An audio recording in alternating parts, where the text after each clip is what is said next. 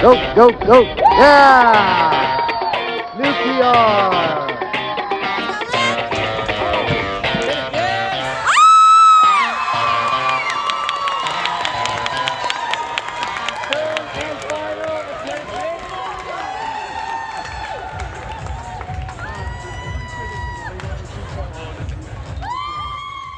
Hey, Autumn Athletes, Larry Sorensen here, and today I'm going to connect with Lynn Larsen and find out what makes her an Autumn Athlete that's not done yet. Before we get started, remember, if you enjoy our content, please like, subscribe, and ding that bell for notifications. All right, let's begin. Lynn, thanks so much for joining us today. Why don't you start us off with a brief introduction? Well, thanks so much for having me. I was really honored to be asked. My name is Lynn Larsen. I'm 57. I currently live in California. I've lived here since 2000. And my husband and I have been married for 35 years. And we have twins who are 28, Casey and Hannah. Casey lives in Seattle and our daughter Hannah lives in Denver. And my entire career has been focused in the field of special education. So I received my undergrad teaching license in special education, and I taught middle and high school special ed for a while and received my master's degree from Purdue University. And then once our twins were born, it was either put them in full-time daycare or go to grad school. And I really wanted to be available to them as a mom. And so my husband and I decided that I would take the plunge and start my doctorate when they were 3 months old. So that was a challenging time, obviously, but I did complete my doctorate from the University of Maryland in 2003. And in 2004, I was hired by Chapman University College as full-time faculty, and I've spent my entire career since then at various universities. I worked for the state of California for 2 years, but I've always been in higher education, focused on teacher ed, specifically in special education. Well, great to meet you. Thanks again so much for joining us today. So we're going to talk a little bit more about what you're doing currently in just a few minutes, but first I always like to get a little bit of background. So tell us, did you participate in any sporting events as maybe a youngster up into midlife, or what was your athletic history? So in elementary school, I participated in basketball and volleyball and some summer sports activities through Parks and Rec. I did softball and some other things. In junior high, I participated in basketball and volleyball and track. My sister is really the one who inspired me to get involved in athletics. She was very athletic and did a lot of different sports. And so I saw her participating and having fun. And I thought that looks like fun to me. And my dad was a basketball player and he worked with me on basketball skills. And we spent a lot of fun times playing horse in our backyard. And then in high school, I participated in track.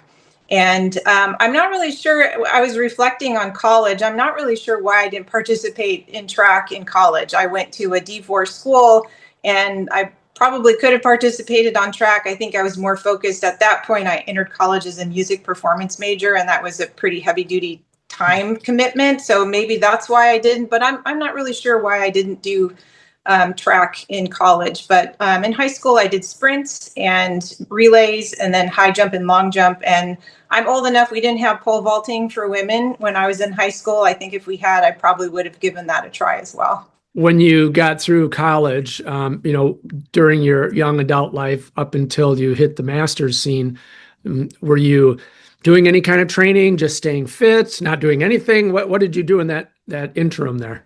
Just staying fit. After giving birth to twins, I had a little bit of work to do to get back into shape, as you can imagine. So, and since we had infants, I did a lot of at-home exercise DVDs. I usually went to a gym to work out as well and just did classes and workouts on my own. So it wasn't really until I turned 50 that I felt like I'd done enough of that and I wanted to get maybe back into track and field.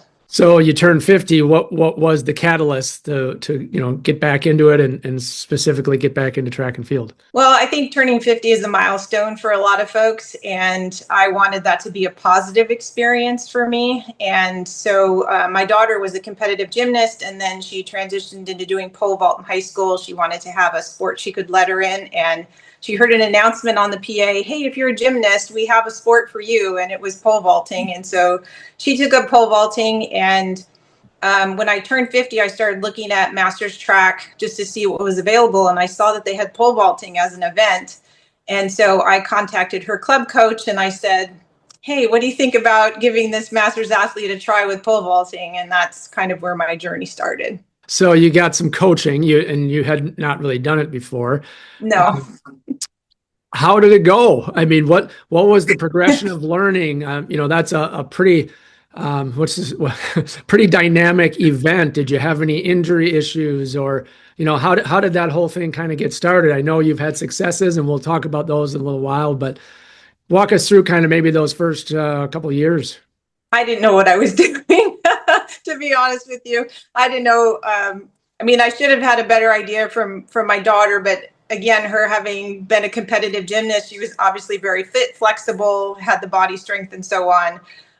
If I could go back and start over, I would definitely spend like a year probably getting physically fit and ready for pole vaulting takes your entire body, like every single muscle in your body, including your brain.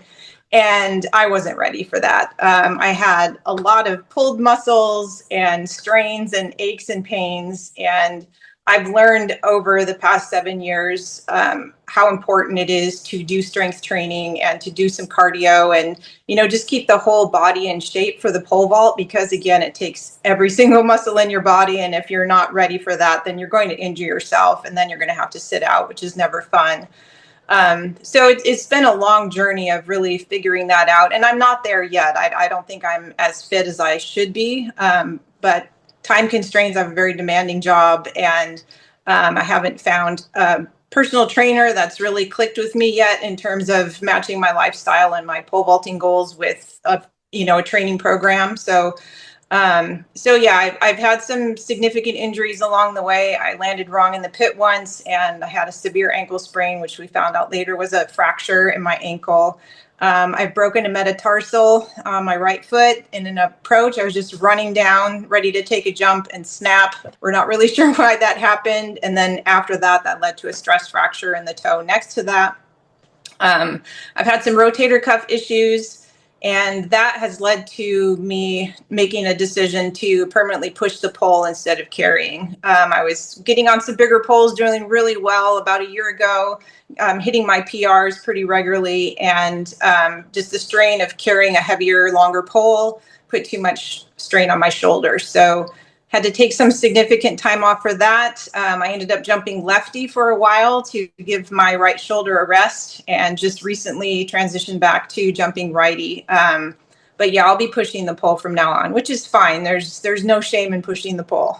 So for us that are not pole vault aficionados, first of all, you talked a little bit about left versus right. What's the difference there? And then pushing versus pulling, what's the difference there? Pole vaulters tend to jump with their dominant hand at the top of the pole. And so I've always been a right-handed jumper. So the right hand's at the top of the pole and the left hand's further down the pole.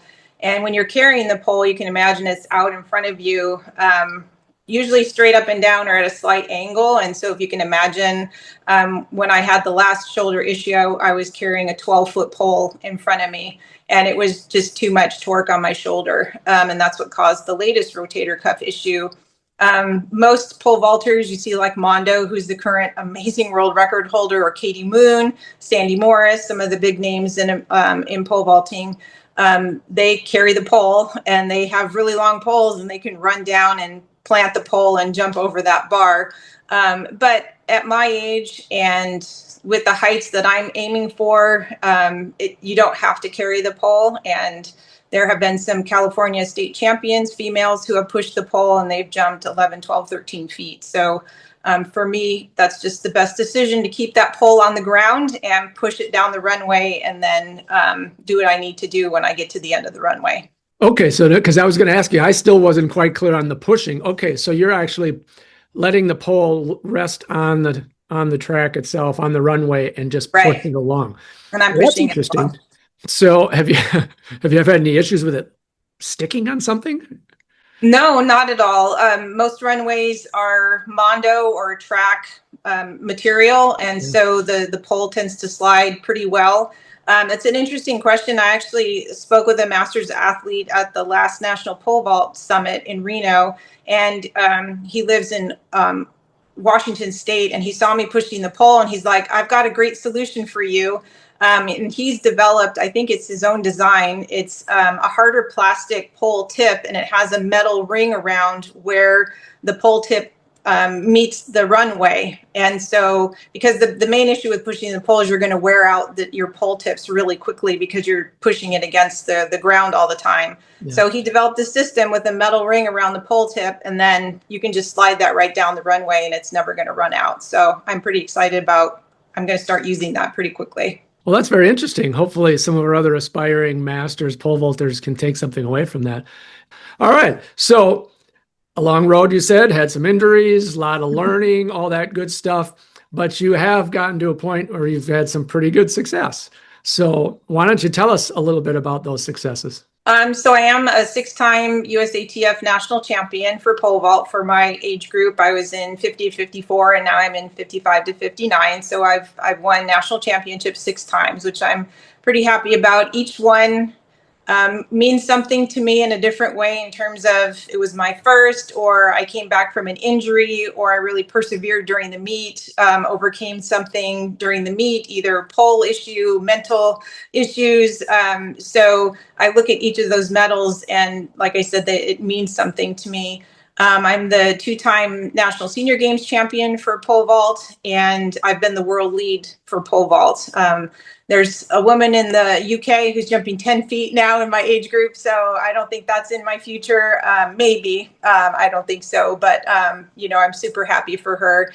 And but I was pleased to be world lead for a while. Well, congratulations on all those. We know that there's more success in your future. Oh, thank you. But, we want to know a little bit more about how you're doing that and how you're maintaining. Obviously, there's a lot of technical work that goes into the pole vault specifically. But you mentioned a little bit about getting fitter, if you could go back. So what are you doing now? Give us an idea of how you've developed your body and what you're doing to maintain strength or even get stronger. Yeah, I think I'm the strongest I've been since I started pole vaulting 7 years ago. And again, it's been a learning process over that time, figuring out what I need to do to develop all the muscles that are involved, which is, again, pretty much everything. So I've come up with a routine that works for me. And again, I hope to kind of beef that up a bit this fall. And so what I do is I have jump days once a week. So I have a fabulous master's coach, Murray Mead, who coaches in the LA area. So I drive about an hour and a half one day a week to have a session with him with other masters vaulters. So it's a really wonderful atmosphere. I'm so fortunate to have that. As you can imagine, a lot of pole vaulters, especially masters vaulters, find it difficult to find places to practice. So I feel very blessed to have that opportunity. So I have a jump day once a week. I took up javelin 2 years ago. I figured I'm going to these meets, I'm only doing one event, I might as well try something else. And so I started javelin, and so I work with a throws coach once a week for a lesson. And then the other days I swim twice a week. I started swimming after my metatarsal injury. I needed a way to stay active. I have to be active. When I'm not active, if I miss practice or workouts, I find mentally that I'm very unhappy. And so I started swimming to, have a way to keep working out without putting stress on my healing foot. So I swim twice a week. Nothing super strenuous. It's about 30 to 40 minutes of just good cardio in the pool, doing different things. I don't just swim strokes. I do some jogging in the pool and some other exercises that I've found online. And then 2 days a week, I do a strength workout at home with resistance bands and some weights, and really focusing on the movements that I use in the pole vault to make sure that my body's ready for jumping. And then I take a day off. So I try to work out about 6 days a week. So I want to explore your resistance training just a little bit, because you're trying to do some sports specific stuff, and that, maybe give us a little bit more detail on exactly what you do there and what are the motions and muscle movements that you're really targeting. So a lot of the resistance band work comes from the PT that I've had over the years for my shoulder issues. I had frozen shoulder as well as 2 rotator cuff issues. And so I had frozen shoulder on the left side, and I've had 2 minor rotator cuff tears and a labral strain on the right. And so I've been to a fair amount of physical therapy and have learned through that some important exercises. So rotator cuff exercises, lat pull downs with resistance bands. I do 10-pound weights. I can probably do more than that. Per my last physical therapist, who was the first one to really treat me like an athlete, and in addition to a sports specific rehab place that I also went to. They were fantastic too. So I just really try and focus on, again, the motions and the muscles that I know are important to pole vaulting. So some overhead, because obviously if I'm carrying the pole like this and having to push up at the end of the run, I want to make sure that all of this is working right and I'm not overstressing that. And then just good leg strength. I tend to have pretty good speed down the runway. I was a sprinter and was pretty fast in high school. And so, I don't have an opportunity to train sprints as much as I would like to. I occasionally do sprinting events at meets if it doesn't conflict with my field events, which is pretty rare. And then some core. It's really important to have core in pole vaulting. As you can imagine, as you take off, you're lifting your legs up and trying to shoot yourself over the bar. So it's important to have a strong core. And so I do, just some planks and some core exercises, mimicking the motion of lifting up and going over the bar. For anybody, but maybe certainly females coming up on that 50 age group, what would be your advice to maybe explore the pole vault and get started?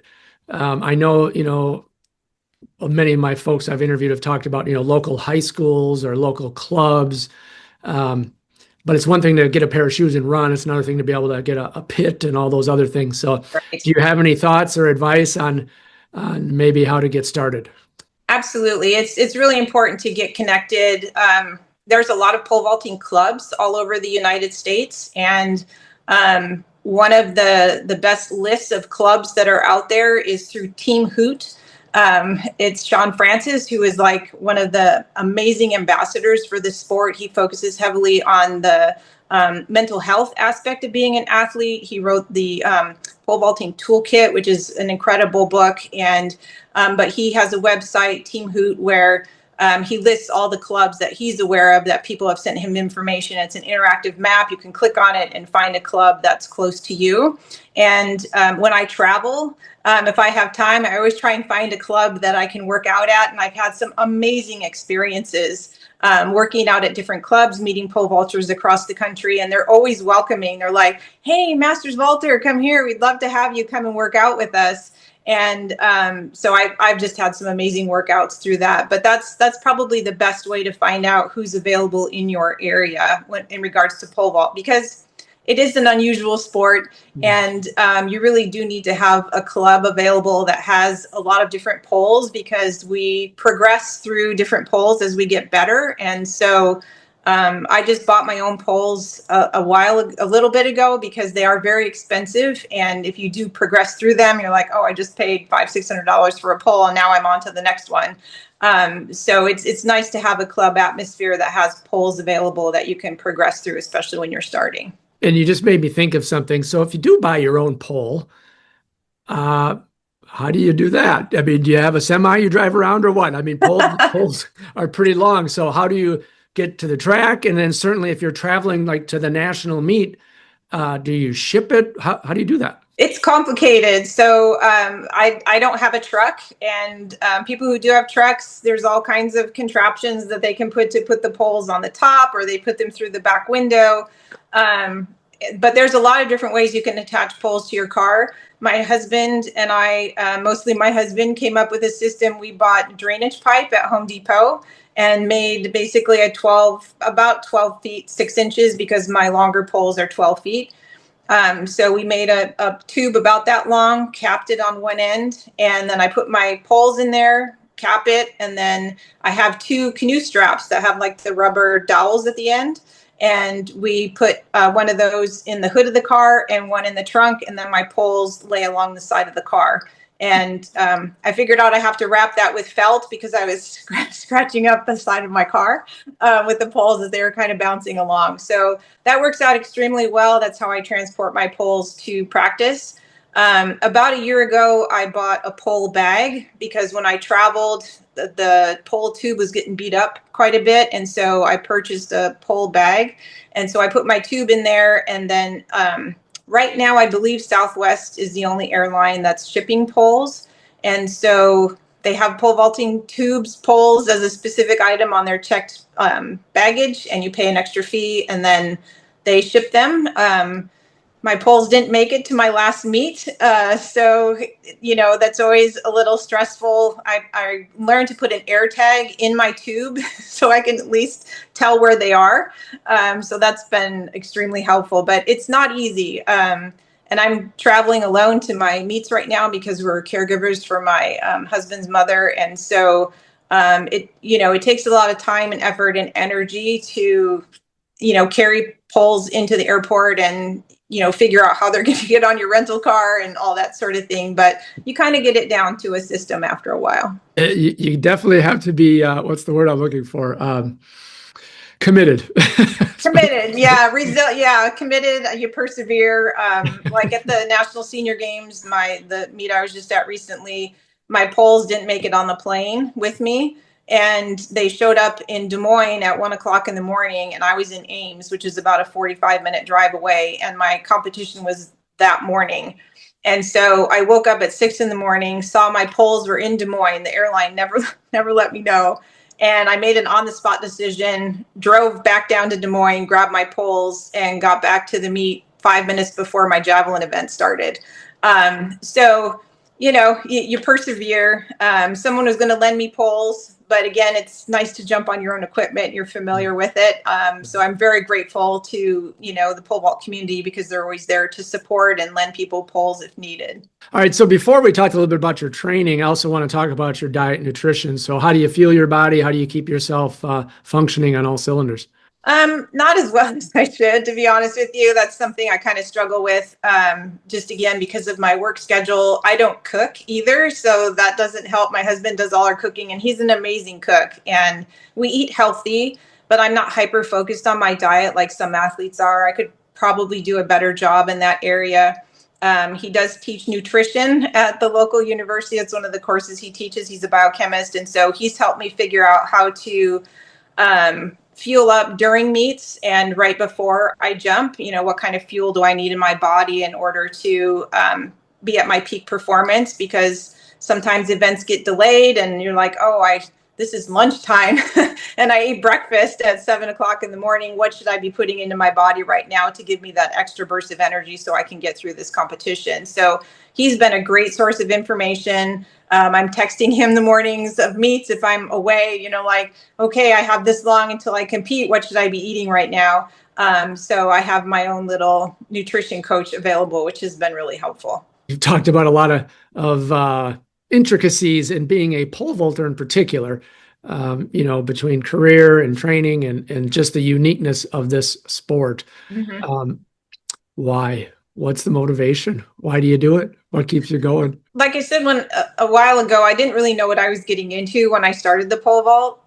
It's one of the most, I think, technically challenging sports, just because of, if you think of, we're sprinting, it's a sprint. So we're sprinting down the runway. So you have to have good sprinting form, all of the physical mechanics of it. And so for me, it's very rewarding to get over that bar. All the hard work that I put into it, all the practice, all the drills, all the journaling, all the reflection, all the visualization. I've really learned a lot about the importance of the mental aspect of the sport, because if your mental game is off, you're not going to do well in the pole vault, because there's so much that you have to focus on, that if you're doubting yourself or you lack confidence or you're like, I just don't feel good today or whatever, you're not going to have a good pole vaulting day. And so it's really helped me with my mental health.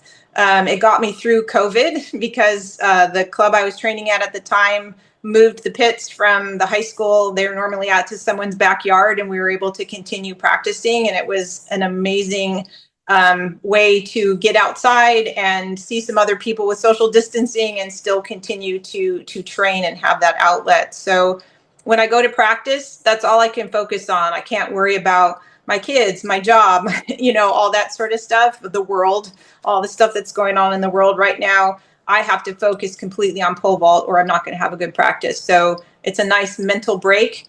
And I love the pole vault community. I love the track community. It's been a fabulous group of people. I go to meets. Everybody's like, hey, how you doing? How's your training? What tips do you have? And we share strategies. We help each other during meets. We're there as competitors, but we all want each other to do well. And so at the latest, national championships that we had in Alabama, I was having some issues with what's called blowing through poles. So the pole I'd started with was becoming too soft. And so I talked with another competitor in my group and I said, do you think I should switch to my bigger pole? And she's like, yeah, that last jump, your pole looked really soft. I think it's time for you to move up poles. And then when you do that, here's what you should do with your step and your grip and everything. And I was able to jump a PR for my return to right-handed jumping and had a great meet. And people catch your steps. Where's your takeoff? Can I do video for you? So it's just been a wonderful environment to be involved in and very reassuring about the nature of humans to be out there with folks who are out there having fun, but they're committed to their sport and they really want everyone to do their best. I think I talked a little bit about the support of my husband. For me, especially in pole vault, it's expensive to travel. And it's not a cheap sport, and it takes a lot of time. And so having his support has been critical. And there have been times that I've wanted to quit. There's been times I've been told to quit. And I think that was the hardest, when you have a doctor telling you that you should just quit your sport. I've had doctors laugh at me for being a pole vault athlete. 2 doctors have literally laughed at me for being a pole vaulter and told me I should quit. And I got a second opinion because I didn't believe them, and it made me very angry.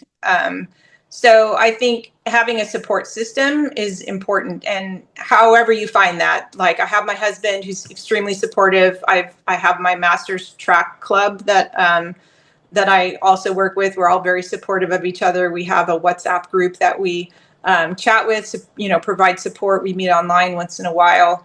Find a walking group. There's a park right up the street from me, and I see groups of women walking around the park every morning together. So it's all about finding, even if it's 1 or 2 other people that you can share your journey or your activity with. It's important. They hold you accountable. They encourage you. And so I think that's probably the only thing I would add. That seems to be a common thread with the Masters athletes that I do interview. Yeah, everybody's very competitive, but supportive at the same time. So exactly. You mentioned something about journaling when you were talking a minute ago. Tell us a little bit more about what you do there and what it means to you to keep the journal going.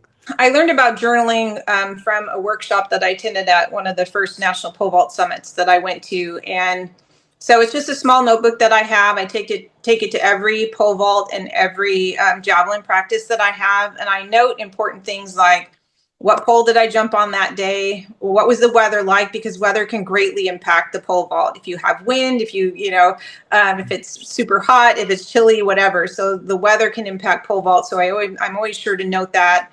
Where did my run start?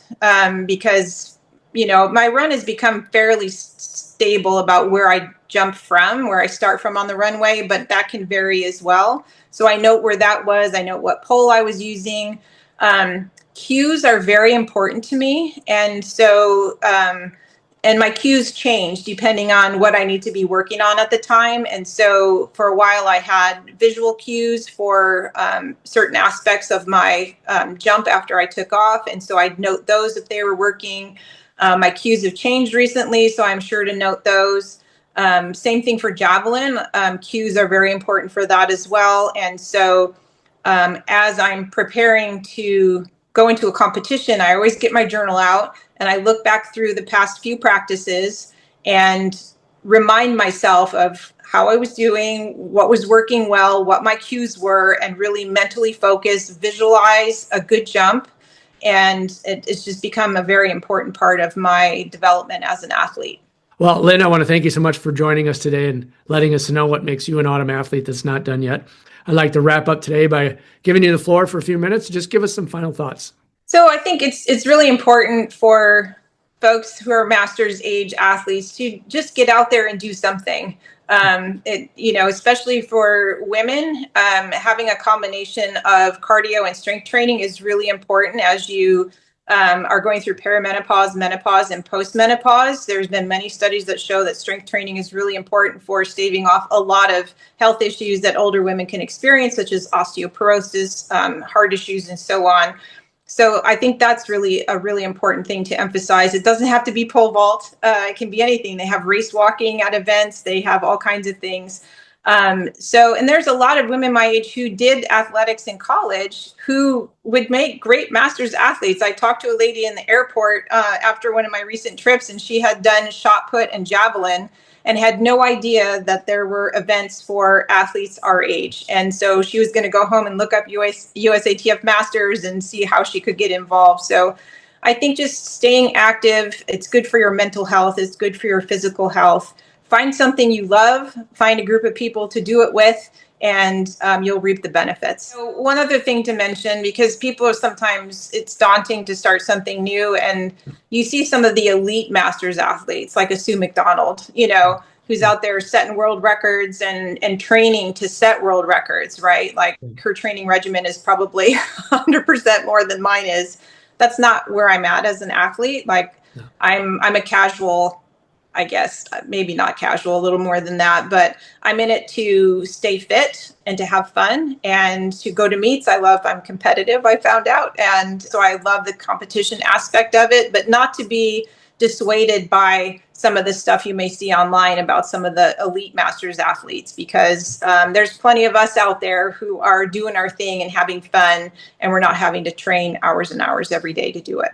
There you go, folks. Lynn Larsen. She is definitely an autumn athlete that's not done yet. Remember, keep moving, set your own goals, and train hard to achieve them. Thanks so much for watching, and we will see you next time. Thank you.